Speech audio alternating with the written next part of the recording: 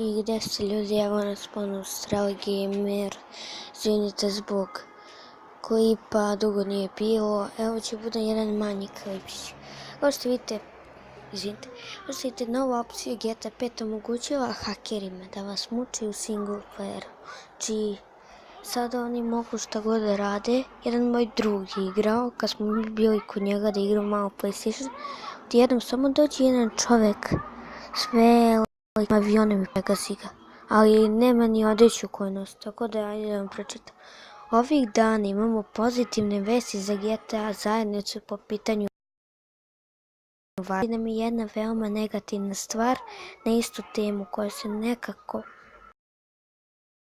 povrlo perima.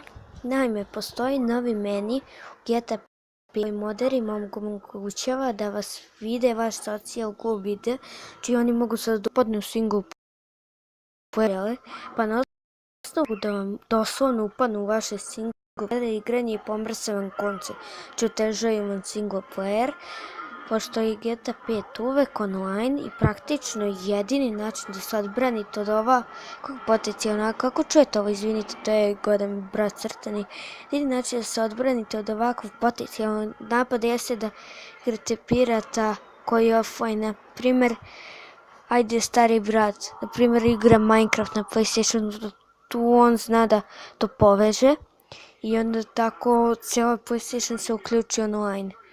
Eto, preko ovoga mogu da vam gasi igru, znači samo trčite i nam pojma šta radite, samo po crni ekran i vrati vas na ono gde piše onaj smile i da uđeš kao tu igrice ili na kompu, vratite na komp, meni sve obriše šta si uradio. Zlonamerni ljudi su već krenuli da igračima kvare speedrun sesije. To znači ljudi, ajde kažem, rade misiju, otežaju misiju, kao da je na impossible. Znači nemoguće, prosto ali nemoguće. Ali isto tako svako ko se u ovo razume, znači ajde, na primjer ja znam, ja to mogu lako ljudi upadnu, pošto je to Rockstar nešto pogrešio i to se sada dogodilo. Nama može praktično svakom uništi njihov single player napredak ukoliko želi. Primjer sada ja ljudi, ne daj Bože, ali neću ja ljudi to da hakujem. Naprimjer sada ja mogu da letim, da stvaram svakakve mašine, da uređujem mapu. Naprimjer ja mogu sada njemu da ja njemu obrišem kuću i deo kuća. Mogu i da odjednom samo umre, eto.